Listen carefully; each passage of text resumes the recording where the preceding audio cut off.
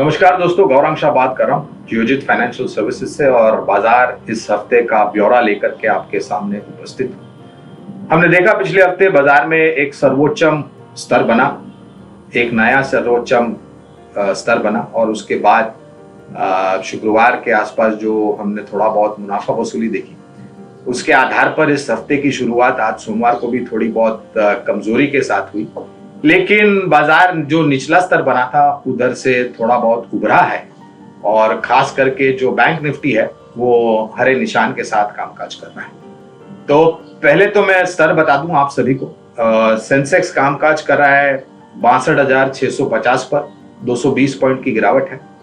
Nifty कामकाज कर रहा है 18,635 पर और गिरावट है करीबन 60 अंकों की।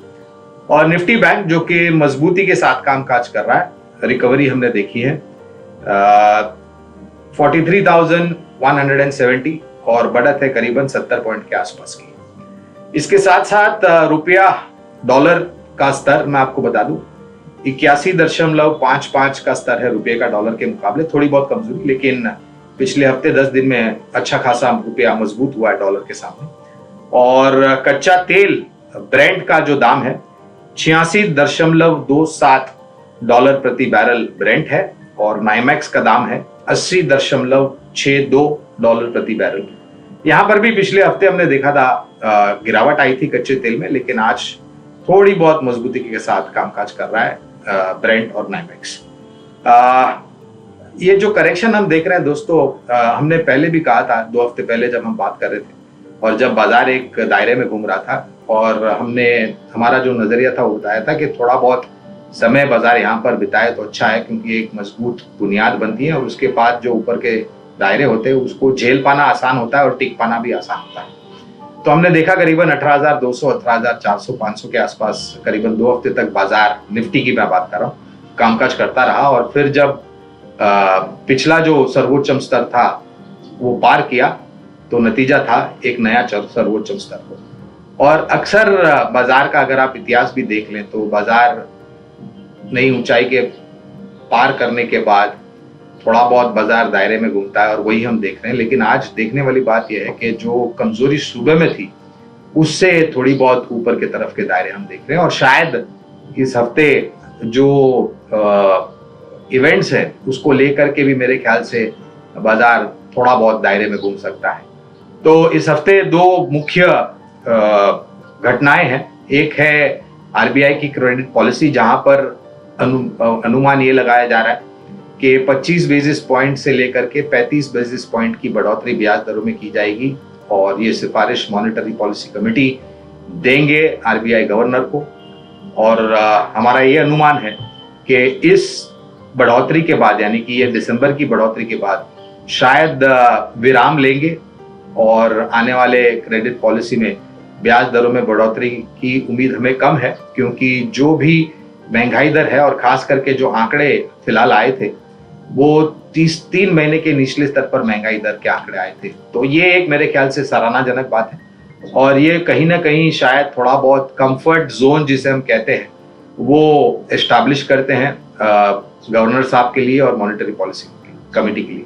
और आने वाले समय में अगर महंगाई दर कम होती है तो मेरे ख्याल से ब्याज दरें बढ़ने की गुंजाइश कम है, एक स्टेटस को बनाए रखने की उम्मीद ज्यादा है। स्टेट इलेक्शन, राज्य स्तर पर चुनाव और चुनाव खत्म होने के मतदान खत्म होने के बाद एग्जिट पोल और मेरे ख्याल से आखिर में इस चुनाव के नतीजे, ये देखना रहेगा कि चुनाव के नतीजे किस प्रकार आते हैं, कौन सी पार्टी कितनी सीटों से बहुमत पाती है और बाकी पार्टियों ने कितना कुछ रुझान बेहतर किया है। तो ये इस पर अनुमान लगाना बहुत मुश्किल है और मेरे ख्याल से जब राज्य स्तर के जो चुनाव है उसके नतीजे आएंगे उसके बाद बाजार मेरे ख्याल से कुछ इसी प्रकार का रिएक्शन देगा। लेकिन हमारा अनुमान यह है कि ये दोनों ही घटनाक्रम पर, यानी कि क्रेडिट पॉलिसी और राज्य स्तर के चुनाव के नतीजों पर बाजार शायद एक नीजक रिएक्शन जिसे कहते हैं हम छोटी अवधि के लिए वो दे सकता है। फिर से हम हमारे आकलन पर आ जाएंगे और फिर कामकाज पर लौट जाएंगे। ये जो करेक्शन हम देख रहे हैं दोस्तों, ये मेरे ख्याल से खरीदारी का मौका है और हमारा अनुमान ये भी कहता है कि 18,200 और 18,400 के नीचे जो भी घटनाक्रम हमारे सामने है उसको मद्देनजर रखते हुए हमें लग रहा है कि ये एक बहुत ही मजबूत बुनियाद बनी है। और हमने पहले भी ये जताया था कि बाजार को बुनियाद बनाने के लिए समय बिताना पड़ता है ताकि ऊपर जाना भी आसान हो और अगर नीचे आते हैं मुनाफा वसूली के कारण तो उस स्तर को तोड़ पाना भी उतना ही मुश्किल होता है। और यही सोच और विचारधारा के साथ हमें लग रहा है कि अगर ये करेक्शन आता है और हम नीचे की तरफ फिसलते हैं, चाहे वो 18,400 हो, 18,200 हो, तो मेरे ख्याल से खरीदारी का एक बेहतरीन मौका बनता है। और हर वक्त की तरह हम 2 सुझाव देते हैं आप लोगों को बुनियादी तर्क के आधार पर लंबी अवधि के लिए निवेश करने के लिए। तो पहला विकल्प जो है वो है अंबुजा सीमेंट। ये सीमेंट क्षेत्र की एक बड़ी कंपनी है और जिस प्रकार से भारत सरकार भारत निर्माण को लेकर के खर्च कर रही है, जिस प्रकार से रियल एस्टेट सेक्टर में सुधार हो रहा है, जिस प्रकार से निजी कंपनियां अपनी कैपेसिटीज बढ़ाने की बात कर रही है, ये सभी चीजों को ध्यान में रखते हुए हमें लग रहा है कि सीमेंट सेक्टर एक अच्छा विकल्प है जहां पर आप अंबुजा सीमेंट पर निवेश कर सकते हैं लंबी अवधि के लिए। और हमारा अनुमान ये भी कहता है, और ये जो दूसरी तिमाही के नतीजे गए थे दोस्तों, वहां पर काफी मैनेजमेंट ने बताया था कि जो लागत खर्च को लेकर के मुनाफे के आंकड़ों में दबाव था वो धीरे धीरे दूर हो रहा है और शायद आने वाले समय में अगर सभी चीजें सामान्य रहती है तो शायद जो सीमेंट के बोरियों के दाम हैं वो भी थोड़े बहुत ऊपर की तरफ जा सकते हैं।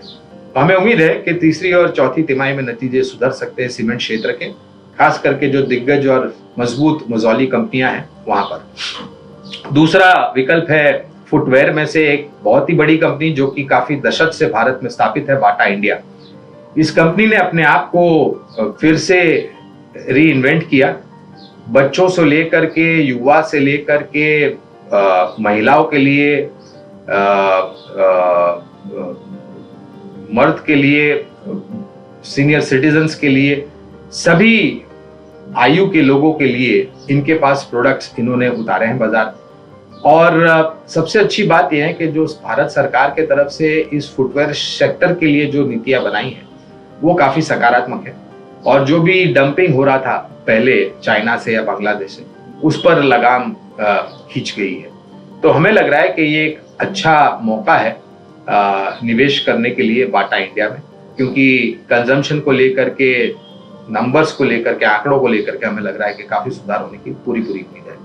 तो 2 विकल्प है दोस्तों, सीमेंट क्षेत्र से अंबुजा सीमेंट और फुटवेयर सेक्टर से दिग्गज कंपनी बाटा इंडिया। ध्यान रखें, ये छोटी या मध्यम अवधि के लिए राय नहीं है, ये लंबी अवधि के लिए बुनियादी तर्क के आधार पर हम राय दे रहे हैं। और लंबी अवधि का मतलब होता है कम से कम साल, 1.5 साल, 2 साल, और जितना आपका समय लंबा है उतना ही बेहतर निवेश के ऊपर आपको मुनाफा कमाने का मौका मिलता है। हमारी बात शांतिपूर्वक सुनने के लिए आप सभी का बहुत बहुत धन्यवाद। अगले हफ्ते तक अपनी सेहत का ध्यान रखिए।